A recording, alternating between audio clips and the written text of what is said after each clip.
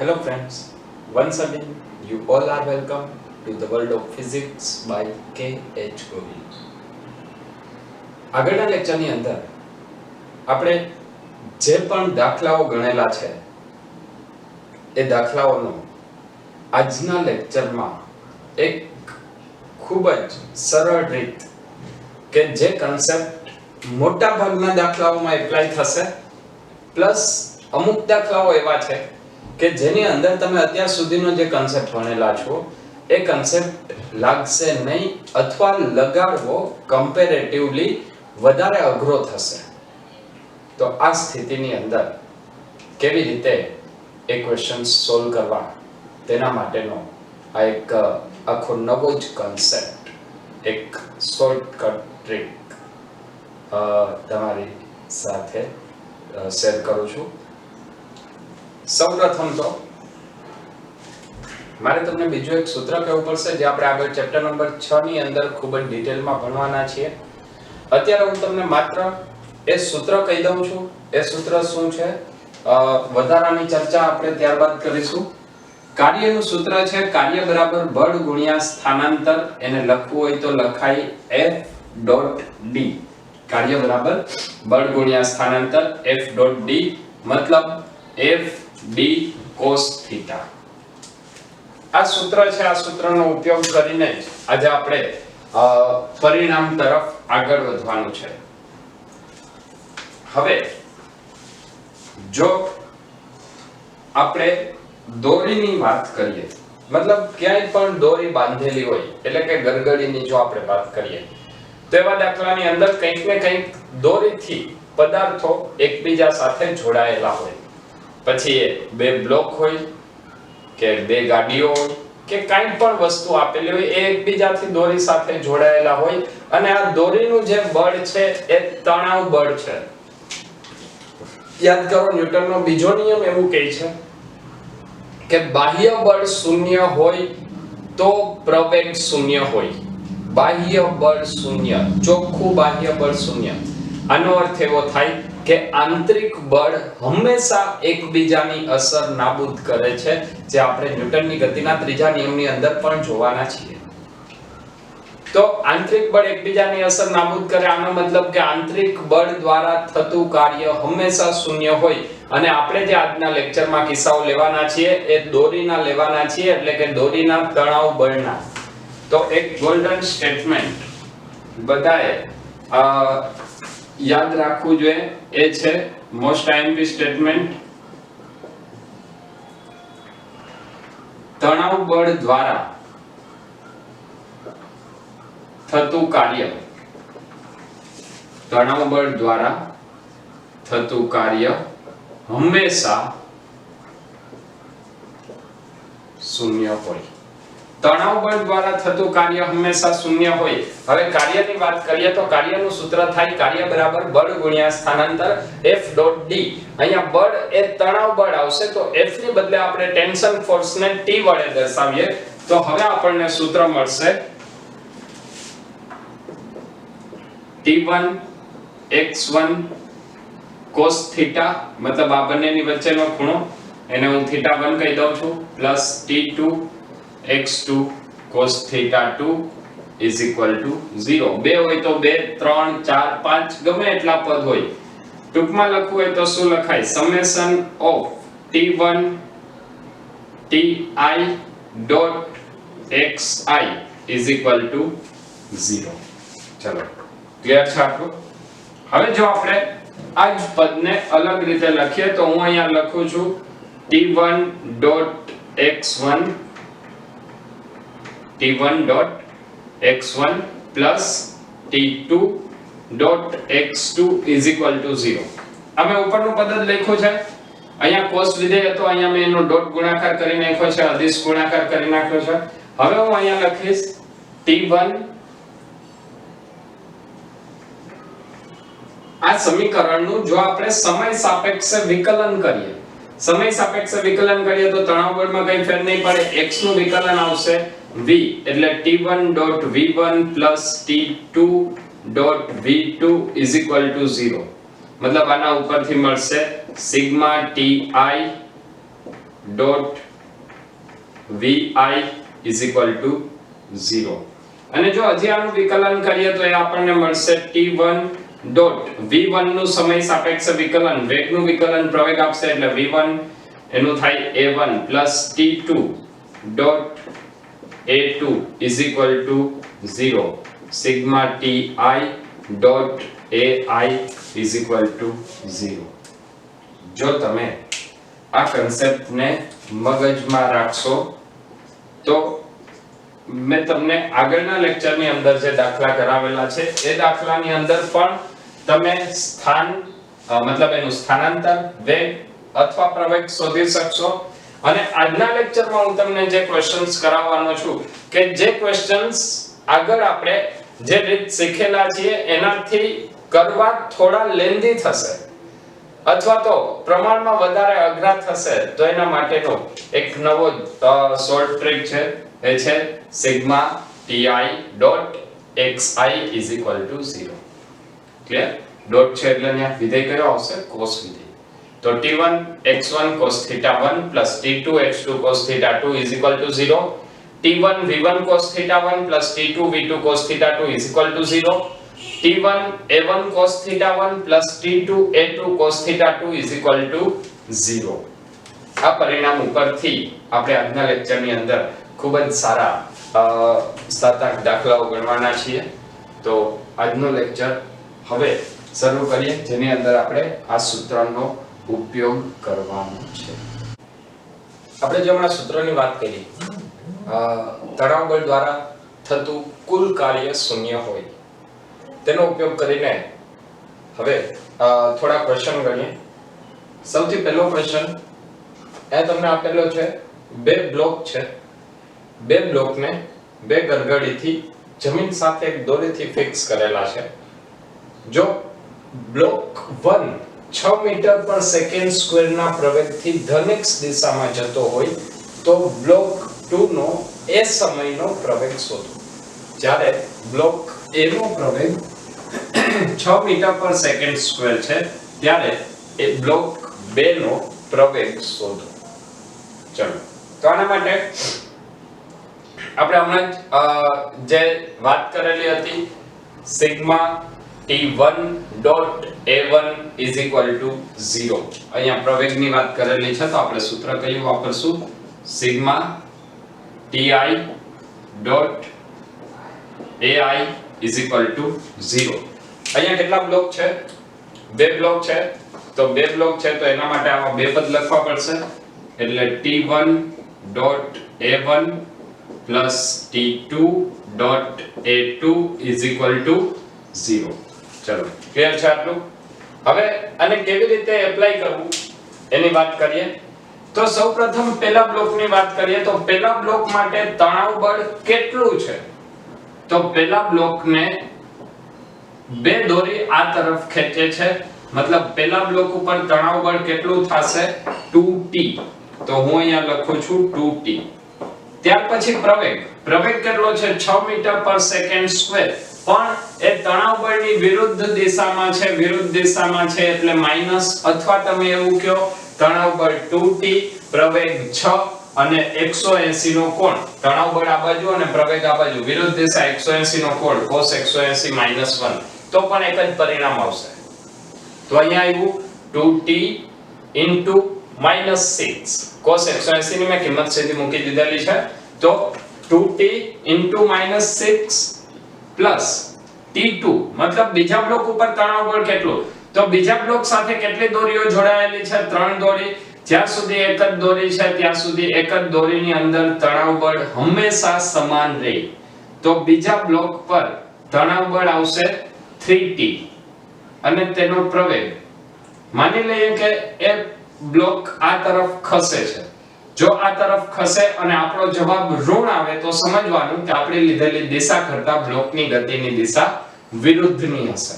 તો હું અહીંયા લખું છું a2 is equal to 0. ચલો, ક્લિયર છે આટલું? આ પદને સામે જવા દો તો અહીંયા આવશે 3t into a2 is equal to 2t into 6 minus છે સામે જાય તો પ્લસ થઈ જાય. હવે t 3 3 આ ભાગી જશે તો a2 બરાબર શું બનશે? a2 બરાબર 4 મીટર પર સેકન્ડ સ્ક્વેર. આ તમને પ્રવેગ મળશે a2 કેટલો આવશે? 4 મીટર પર સેકન્ડ સ્ક્વેર. તો આ રીતથી દાખલાઓમાં પ્રમાણમાં ખૂબ જ ટૂંકી ગણતરી દ્વારા આપણે સોલ્વ કરી શકીએ. હજી કેટલાક સારા ક્વેશ્ચન જ માત્ર તમને આજના લેક્ચરની અંદર આપવાનો છું. તો જો તમે આગળના લેક્ચર્સ ના જોયા હોય તો સૌથી પહેલા તમારે આગળના લેક્ચર્સ જોવા પડશે, કેમ કે એનો પૂરેપૂરો કન્સેપ્ટ જો તમને ક્લિયર હશે તો અને તો જ તમે આ લેક્ચરને સમજી શકશો. ઓકે, ચલો બીજો ક્વેશ્ચન જોઈએ. ફરીથી જેની અંદર તમને કંઈક આપેલું છે કે એક વ્યક્તિ અહીંયા ઊભી છે, એના હાથમાં એક દોરી છે, એ દોરી કંઈક પુલી મારફત એક બ્લોક સાથે જોડેલી છે. આ વ્યક્તિ જો એક સમયે 8 મીટર પર સેકન્ડ સ્ક્વેર જેટલા પ્રવેગથી આ દિશામાં દોડતી હોય તો બ્લોક એનો તે સમયનો પ્રવેગ શોધો.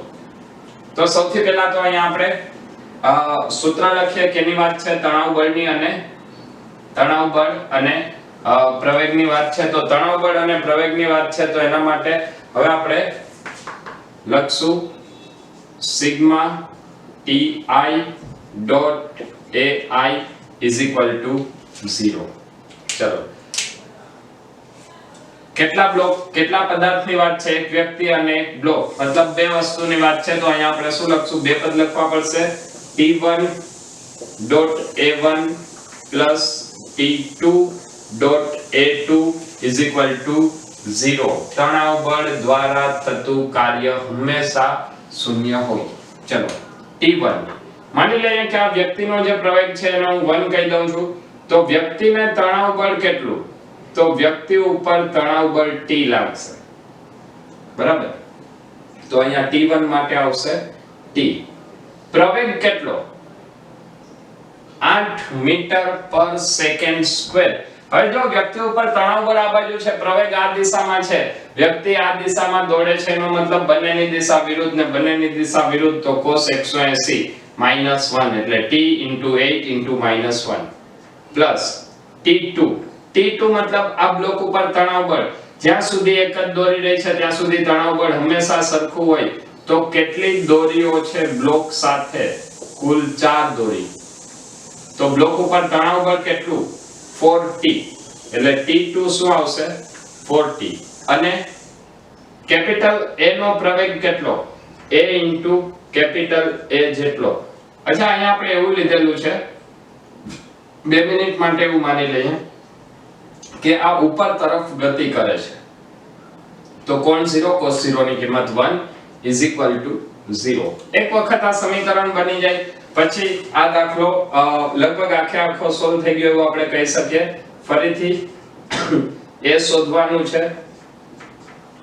4ta is equal to 8t. 4 અને t બે કેન્સલ થઈ જાય તો a કેટલો આવશે? 2 મીટર પર સેકન્ડ સ્ક્વેર. ચલો, ક્લિયર છે આ બંને દાખલા? ફરીથી રિપીટ કરું છું. આવા ક્વેશ્ચન ની અંદર આપણે કરવાનું શું છે? t.x t.v અથવા t.a લઈ અને ગણતરી કરવાની છે. સિગ્મા t.x બરાબર 0, સિગ્મા t.v બરાબર 0 અને સિગ્મા t.a બરાબર 0. આ સૂત્રનો ઉપયોગ કરી અને પ્રવેગ શોધી શકાય. તો આવા જ કેટલાક સારા સારા દાખલાઓ આજના લેક્ચરની અંદર આપણે લેવાના છીએ. ફરીથી એવા જ કેટલાક ક્વેશ્ચન છે જે આપણે સેમ કન્સેપ્ટ થી સોલ્વ કરવાના છે. અહીં તમને આપેલું છે એક બ્લોક બે દોરીથી બાંધેલો છે.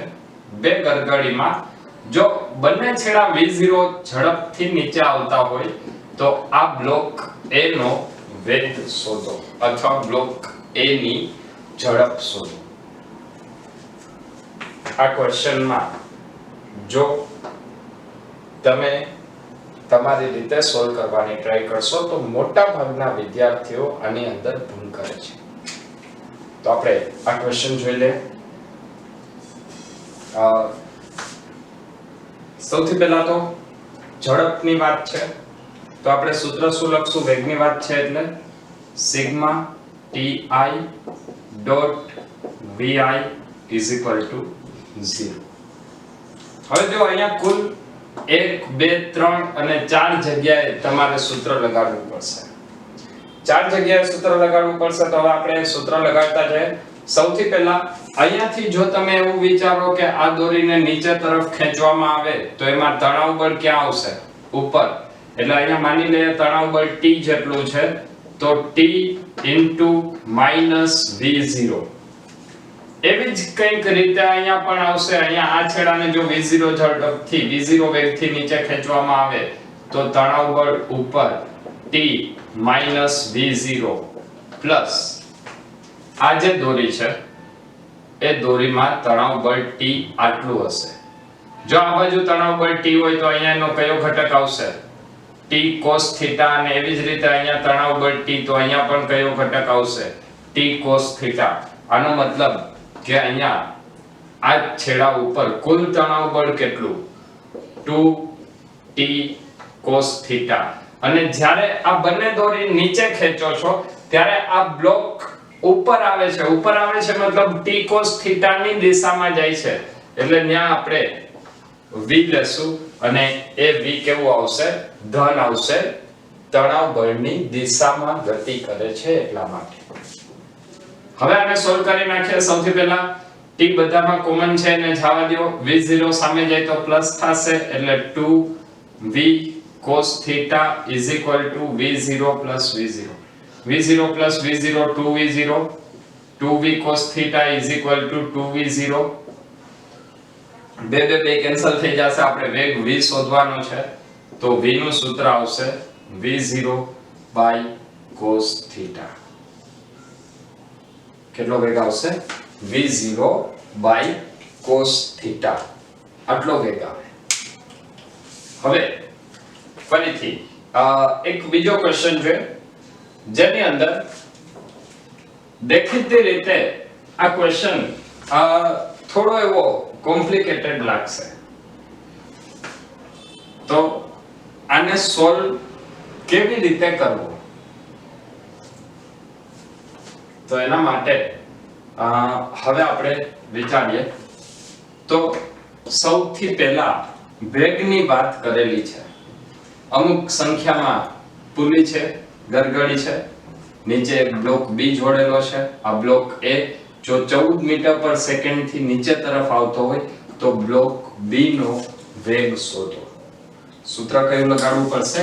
T1.v1 sigma ti.vi is equal to 0. જો sigma ti.vi is equal to 0 હોય તો હવે આના ઉપરથી આપણે સૂત્ર લગાડશું. કુલ કેટલા તણાવ બળ છે એ આપણે જોવું પડશે. તો અહીંયા આ બ્લોક B છે એના ઉપર કેટલા તણાવ બળ આવશે? આ 1 2 3 4 5 6 અને 7. બ્લોક B 7 દોરીથી ઉપર ખેંચાયેલું છે એટલે એના ઉપર 7 તણાવ બળ આવશે. અને આ બ્લોક નીચે જાય તો બ્લોક B ઉપર તરફ જવાનો છે.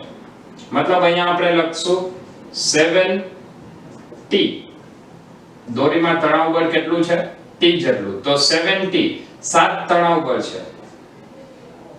અને એને લીધે એનો વેગ કેટલો છે? vb જેટલો. પ્લસ આ બ્લોક A. તો બ્લોક A ઉપર તણાવ બળ ક્યાં? ઉપર તરફ આવશે. તો બ્લોક A ઉપર તણાવ બળ ઉપર તરફ એટલે T અને એનો વેગ કઈ તરફ છે? નીચે તરફ એટલે -va is equal to 0. T બંનેમાંથી કેન્સલ થઈ જશે. -va સામે જાય તો એ થાય +va. તો 7vb is equal to va. તો vb કેટલું આવશે? va by 7. તો vb is equal to શું થાય? va by 7 14 ના છેદમાં 7. 14 divide by 7 એટલે કેટલું આવશે? 2 મીટર પર સેકન્ડ. ચલો ક્લિયર છે? આ ક્વેશ્ચનને તમે એક અલગ રીતે પણ વિચારી શકો. જ્યાં સુધી સેમ દોરી છે, મતલબ એક જ રેખા ઉપર છે, ત્યાં સુધી તમે એને ગેરંટી વિચારી શકશો લંબ હોય અથવા એક જ દિશામાં હોય ત્યારે. હવે જુઓ એ કેવી રીતે સોલ્વ થશે. તો અહીંયા તમને વેગ કેટલો આપેલો છે 14 મીટર પર સેકન્ડ, મતલબ આ દોરી 1 સેકન્ડમાં 14 મીટર નીચે જવાની છે. સમજો આ જે દોરી છે એ 1 સેકન્ડમાં 14 મીટર નીચે જવાની છે. તો એ કેટલી દોરીમાં વિભાજિત થાય છે? 1 2 3 4 5 6 અને 7. તો જો આ દોરી 1 સેકન્ડમાં 14 મીટર નીચે જાય તો આ 7 દોરી કેટલી ઉપર આવશે? 2 મીટર. વાત સમજાય છે? ફરી પાછું રિપીટ કરું છું. અહીંયાથી તમે દોરીને ખેંચો છો. કેટલી ખેંચી? 1 સેકન્ડમાં 14 મીટર. તો અહીંયા કેટલી દોરી છે? 7 દોરી. એ 7 દોરીમાં ડિવાઈડ થશે કારણ કે આ બ્લોક એને બેલેન્સ કરી રાખે છે. તો અહીંયા જે તમે 14 મીટર ખેંચેલું છે એ 14 મીટર 7 દોરીમાં 2 મીટરનો ઘટાડો કરે. મતલબ આ બધી દોરીઓ 1 સેકન્ડમાં કેટલી ઉપર આવે? 2 મીટર. એટલે એનો વેગ કેટલો થાય? 2 મીટર પ્રતિ સેકન્ડ. આ જ શોર્ટકટ લગાડીને તમે આગળ જે આપણે એક માણસવાળો ક્વેશ્ચન સોલ્વ કરેલો હતો એ ક્વેશ્ચન પણ સોલ્વ કરી શકશો. જો એક ક્વેશ્ચન ની અંદર આપણે કંઈક આવી રીતની સ્થિતિઓ લીધેલી હતી, બરાબર? નીચે એક બ્લોક હતો.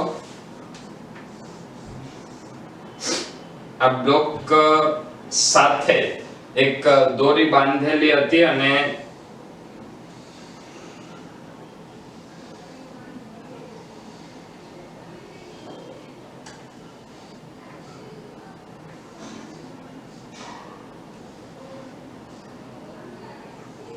આપણે હમણાં જ જે ક્વેશ્ચન સોલ્વ કર્યો એ ક્વેશ્ચન માટે આ ટ્રીક એપ્લાય કરીએ.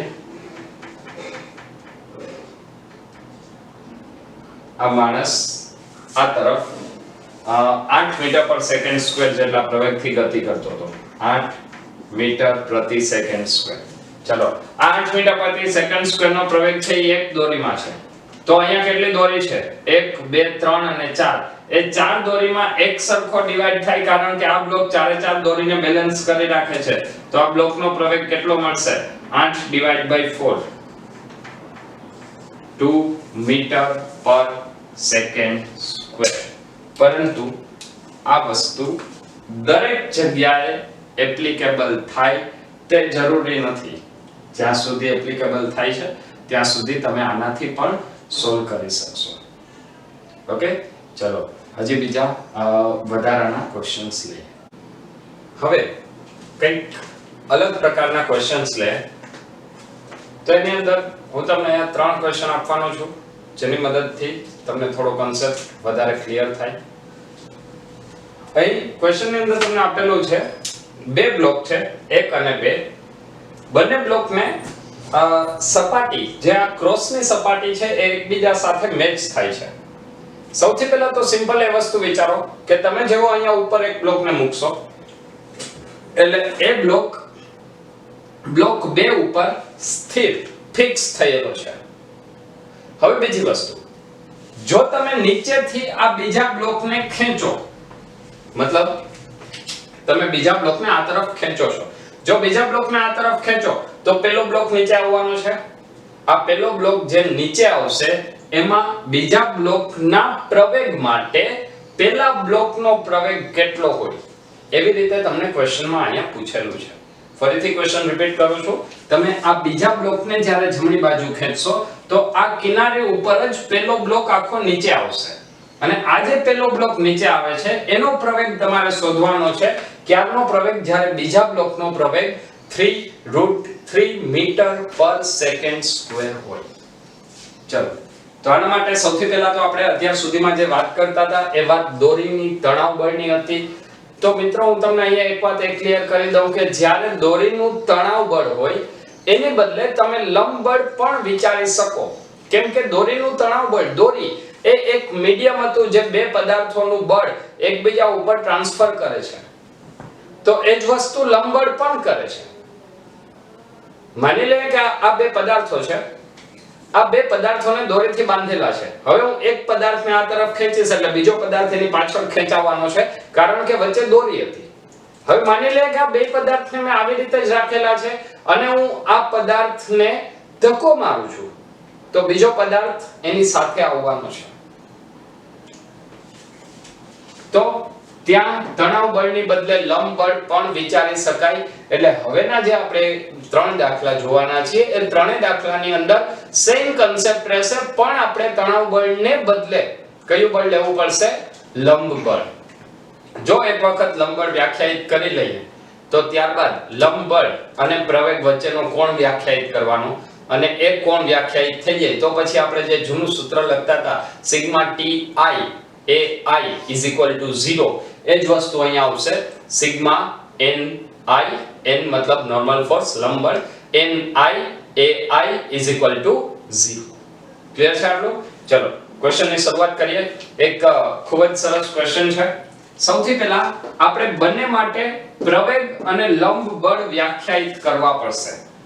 તો પ્રવેગ અને લંબ બળ માટે હું પહેલા અહીંયા એક આકૃતિ દોરી અને તમને એ થોડું આપણે વધારે ક્લિયર કરીએ. થોડી હું આકૃતિને મોટી કરીને દોરું છું. આ બીજો બ્લોક છે. ક્લિયર? બીજા બ્લોક માટે આ ખૂણો આપણને આપેલો છે 30 ડિગ્રીનો. અચ્છા હવે જુઓ આપણે જેનો ફ્રી બોડી ડાયાગ્રામ દોરીએ છીએ એ બ્લોક ઉપર કેટલું બળ લાગે એની આપણે ચર્ચા કરીએ છીએ. એ પોતે કયું બળ લગાડશે એની ચર્ચા કરતા નથી. તો આ જે સપાટી છે બ્લોક 2 ની એના ઉપર પેલો બ્લોક બળ લગાડશે ને એ હંમેશા લંબ દિશામાં હોય. મતલબ પહેલા બ્લોક વડે બીજા બ્લોક પર. તો બીજા બ્લોક ઉપર બળ કઈ દિશામાં લાગશે?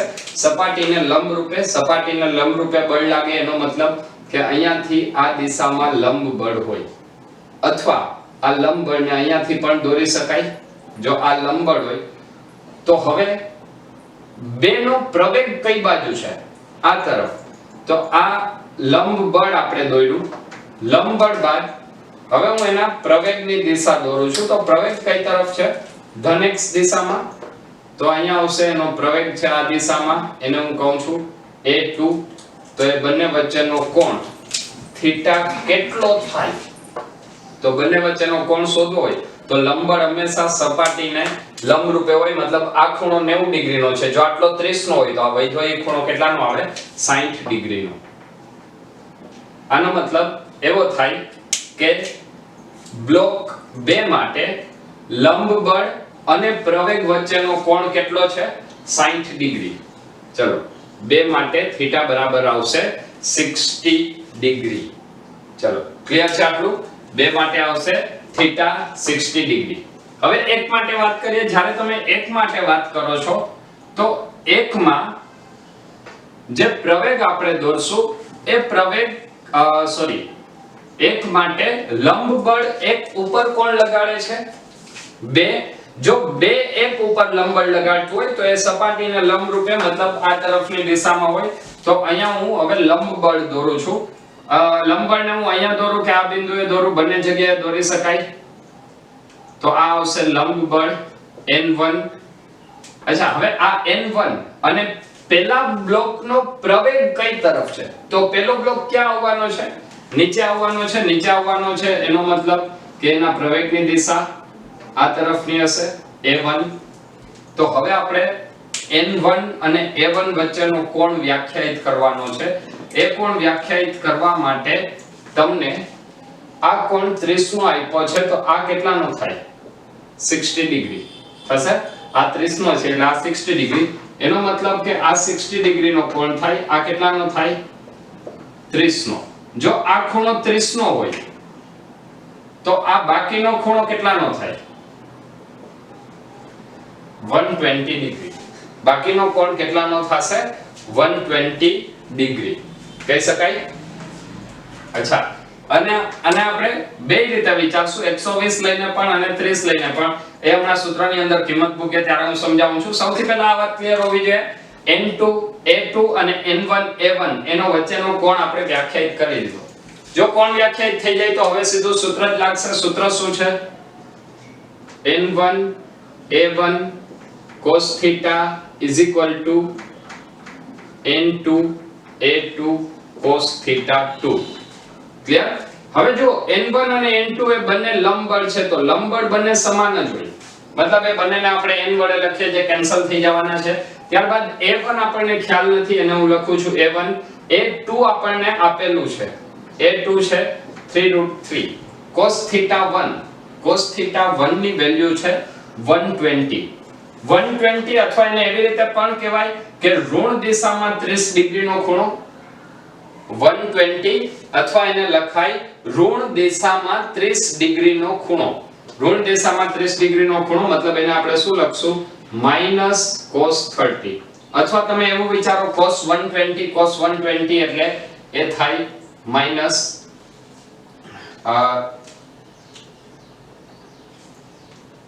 સોરી આ કોણ કેટલાનો મળશે 180 એટલે 30 અને 150. ચલો પ્રિન્ટિંગ મિસ્ટેક થોડી હતી, સુધારી લેજો, કરેક્શન કરી લેજો. આ કોણ કેટલાનો બને 180 નો, આ કોણ 180 નો હોય તો આ 30 અને આ થશે 150. એટલે અહીંયા આપણે લખશું -cos 30. જો 150 નો હોય તો 150 માટે પણ એનો cos વિધેય -cos 30 જ મળશે.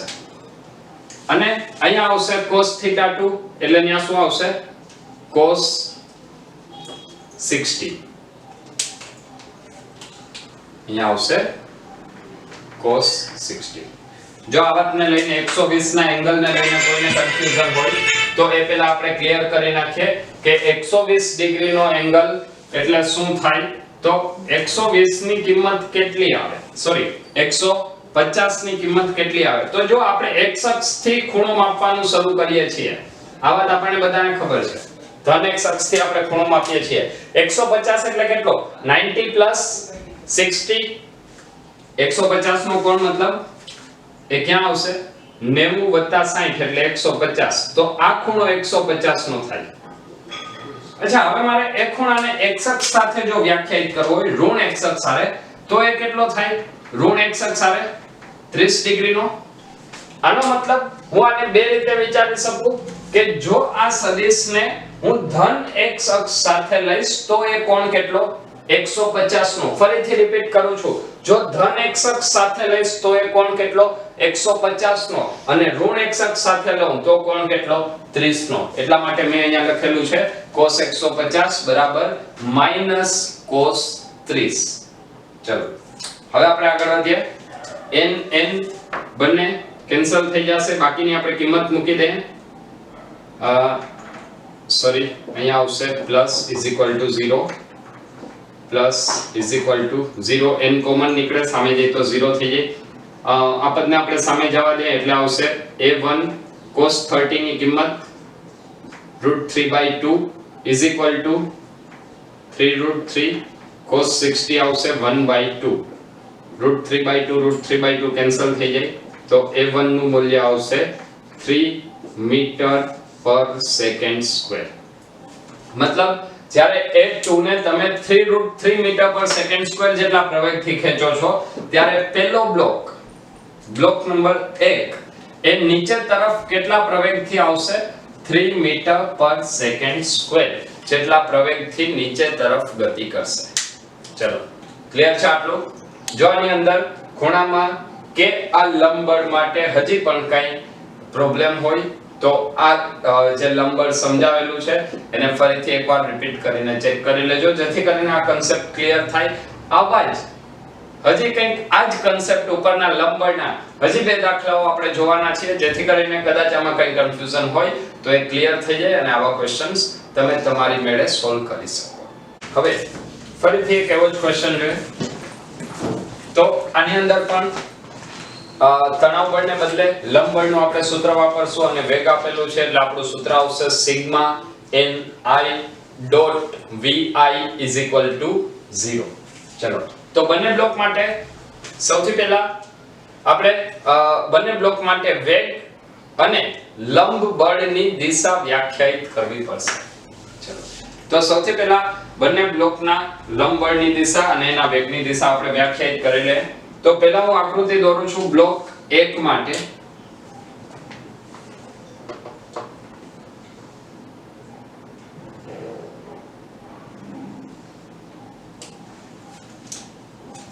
અહીંયા એક સ્થિતિ તમને એવી આપેલી છે કે બ્લોક 1 એ ઉપરથી નીચે આવી શકે એવી રીતે ગોઠવેલો છે, મતલબ બાજુમાં એને સપોર્ટ આપેલો છે જે ઘર્ષણ રહિત છે, ત્યાં કોઈ પણ પ્રકારનું ઘર્ષણ છે નહીં એવું આપણે લઈ લેશું. આ બ્લોક જ્યારે નીચે તરફ આવશે ત્યારે આ બીજો બ્લોક એ આ સપાટી ઉપર કંઈક આ દિશામાં આવે, તો બીજો બ્લોક કઈ દિશામાં ખસશે? સપાટીને સમાંતર, અને એનું આપણે વેગનું મૂલ્ય શોધવાનું છે. તો સૌથી પહેલા બ્લોક માટે વાત કરી લે. તો પહેલા બ્લોક માટે એનો વેગ સદિશ કઈ દિશામાં આવશે? વેગ સદિશ આવશે નીચે તરફ v1, અને બ્લોક નંબર 1 ઉપર લંબ બળ, બ્લોક નંબર 1 ઉપર લંબ બળ કોણ લગાડશે? 2. કેવી રીતે? સપાટીને લંબ રૂપે, મતલબ ઉપર તરફ એક લંબ બળ આવશે, જે લંબ બળને આપણે કહેશું n1, અથવા આગળ જતા બંને લંબ બળ કેવા છે? સરખા જ છે, તો n1 અને n2 ને આપણે શું કહેશું? માત્ર n. ચલો ક્લિયર છે આટલું? બીજી આકૃતિની વાત કરીએ બીજા બ્લોક માટે.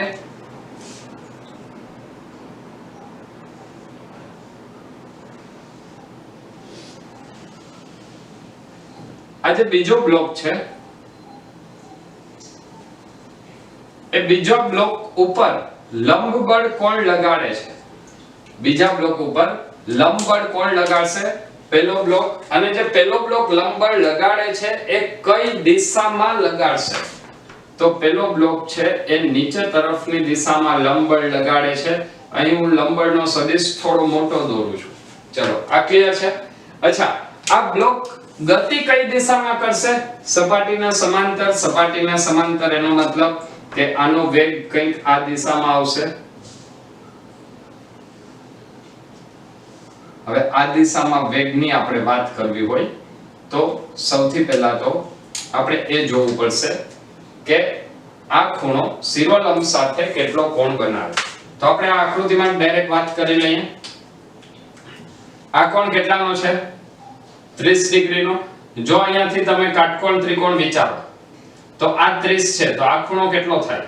60 નો. મતલબ આ કોણ જે છે એ કેટલાનો મળશે? થીટા આપણને મળશે 60 ડિગ્રી. આને આપણે કહેશું થીટા 2. આ આવશે લંબ બળ અને આ આવશે એનો વેગ v2. અહીંયા થીટા કેટલાનો થશે? 180 ડિગ્રી. ચલો તો આના માટે ફરીથી હવે આપણે આપણું સૂત્ર યાદ કરીએ. સૂત્ર શું હતું? n1.v1 n2.v2. n1.v1 plus n2.v2 0. sigma ni.vi 0. ચલો હવે આની અંદર કિંમત મૂકતા જઈએ અને આગળ વધશું તો અહીંયા આવશે n1 v1 cos theta 1 plus n2 v2 cos theta 2 0. n1 અને n2 બંને સમાન છે, કોમન કાઢીને સામે જવા દો, શૂન્ય થઈ જાય. હવે અહીંયા આવશે v1. v1 તમને આપેલું છે 4 મીટર પ્રતિ સેકન્ડ, અને cos theta 1 એટલે 180. cos 180 ની કિંમત થાય -1 પ્લસ v2 આપણને ખ્યાલ નથી, અને cos theta 2 આપણને મળ્યો છે 60 ડિગ્રીનો, તો cos 60 ની કિંમત થશે 1/2 0. તો આ સામે જાય v2 * 1/2 4. તો v2 નું મૂલ્ય કેટલું આવશે? 8 મીટર પર સેકન્ડ. ચલો ક્લિયર છે આટલું? તો આના ઉપરથી આપણને v2 નું મૂલ્ય મળશે 8 મીટર પર સેકન્ડ. આવા ક્વેશ્ચન ની અંદર કરવાનું શું છે? લંબ બળ વ્યાખ્યાયિત કરો, થીટા વ્યાખ્યાયિત કરો, સ્થાનાંતર હોય તો સ્થાનાંતરનો, વેગ હોય તો વેગનો, પ્રવેગ હોય તો પ્રવેગનો, લંબ બળ અને x v k a સાથેનો થીટા વ્યાખ્યાયિત કરી અને સૂત્ર લગાડવાનું. જે આપણે t1.x1 લખતા હતા એની બદલે લખશું n1.x1 અથવા n1.v1 n1.a1. ચલો ક્લિયર છે આટલું? ઓકે, ફરીથી એક આવો જ ક્વેશ્ચન લઈ અને આપણે અહીં આજનો લેક્ચર પૂર્ણ કરીશું. ફરીથી એક એવો જ ક્વેશ્ચન જોઈએ જેની અંદર તમને આપેલું છે બે બ્લોક છે એકબીજા ઉપર રાખેલા છે. a1 જ્યારે 9 મીટર પર સેકન્ડ સ્ક્વેર હોય ત્યારે a2 શોધવાનું છે. ચલો હમણાં આગળ જે આપણે ત્રણ દાખલા ગણેલા છે, બે ત્રણ ક્વેશ્ચન સોલ્વ કરેલા છે, સેમ કન્સેપ્ટ આની અંદર રિપીટ થાય છે. તો અત્યારે જ તમે આ લેક્ચર અત્યારે પોઝ કરી અને તમારી મેળે સોલ્વ કરવાનો પ્રયત્ન કરશો. મેં તમને આગળના ક્વેશ્ચનની અંદર આખું ડિટેલમાં સમજાવેલું છે કેવી રીતે શું કરવાનું. તો અત્યારે આ એક આજના લેક્ચરનો છેલ્લો ક્વેશ્ચન તમે વિડિયો પોઝ કરીને સોલ્વ કરશો. 1 2 3 ઓકે ચલો. તો હવે આપણે એક વખત સાથે સોલ્વ કરી લે. સૌથી પહેલા તો શું કરવાનું છે, n1 a1 n2 a2 એ બંને વચ્ચેનો કોણ શોધવો પડશે. પહેલા બ્લોક 1 માટે વાત કરીએ.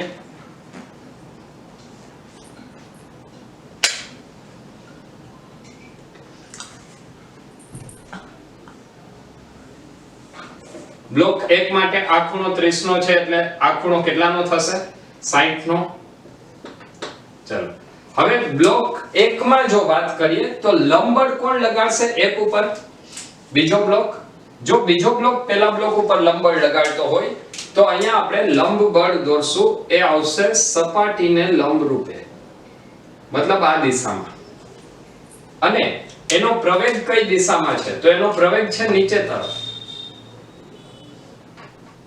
તો અહીંયા n1 અને a1 વચ્ચેનો કોણ કેટલો થાય, જો એ કોણ વ્યાખ્યાયિત કરવો હોય તો હવે એને આપણે લેશું. માની લઈએ કે આ 60 નો છે તો હવે આ કોણ થશે 30 નો. અચ્છા એક કામ કરીએ, ચલો વાંધો નહીં, એ જ કોણ માટે લઈ લે. આગળનો એંગલ જ રિપીટ થયો છે તો આ કેટલાનો થશે 30. આ કેટલાનું થાય 150. ઓકે હવે બીજા બ્લોક માટે વાત કરીએ. પહેલા બ્લોક માટે આપણને θ1 કેટલું મળ્યું, 150 ડિગ્રી, અથવા આને કહેવાય -30 ડિગ્રી.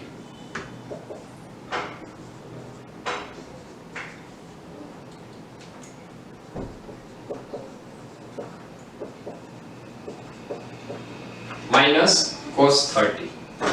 બ્લોક નંબર 2 માટે વાત કરીએ.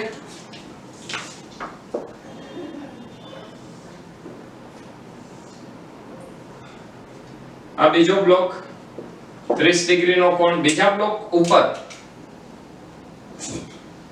લંબબળ કઈ દિશામાં લાગશે, પહેલા બ્લોક વડે સપાટીને લંબ રૂપે.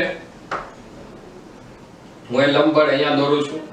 આ આવશે લંબબળ n અને એનો પ્રવેગ કઈ દિશામાં આવશે, તો આ જે બીજો બ્લોક છે એ જમણી તરફ મતલબ ધન x દિશામાં ખસશે.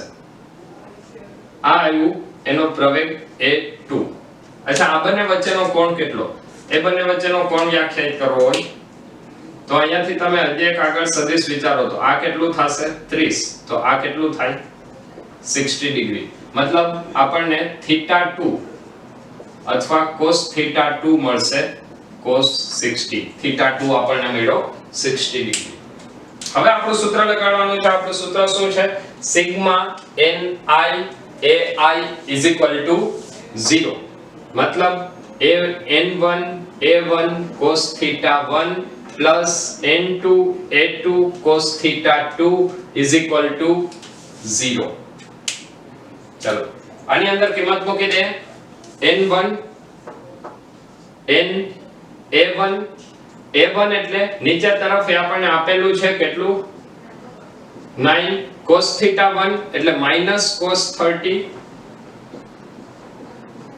પ્લસ n2 એટલે n a2 આપણે શોધવાનું છે a2 અને cos θ2 એટલે એ આવશે cos60 is equal to 0. ચલો ક્લિયર છે આટલું. આ માઈનસ છે અને સામે જવા દઈએ તો પ્લસ થઈ જશે. n બંનેમાંથી કેન્સલ થઈ જાય એટલે અહીંયા આવશે a2 cos60 ની કિંમત આવશે 1/2 is equal to 9 into cos30 √3/2. 2 બંને કેન્સલ થઈ જશે. a2 આવશે 9 √3 મીટર પર સેકન્ડ સ્ક્વેર. ચલો ક્લિયર છે. તો આ કેટલાક નિશ્ચિત એક પદાર્થની બીજા પદાર્થ પરની ગતિની અસર કેવી રીતની થાય એના માટેના એક સ્પેશિયલ શોર્ટ ટ્રીક માટેનો એક લેક્ચર હતો. ફરીથી નેક્સ્ટ લેક્ચરની અંદર ન્યૂટનની ગતિના ત્રીજા નિયમથી આપણે ટેક્સ્ટબુકની થિયરી અને એના સાથે કેટલાક દાખલાઓની શરૂઆત કરશું. તો ખૂબ જ ઝડપથી ન્યૂટનની ગતિના ત્રીજા નિયમ સાથે નેક્સ્ટ લેક્ચરમાં મળીએ છીએ. ત્યાં સુધી બધા મહેનત કરતા રહો. Wish you all the best.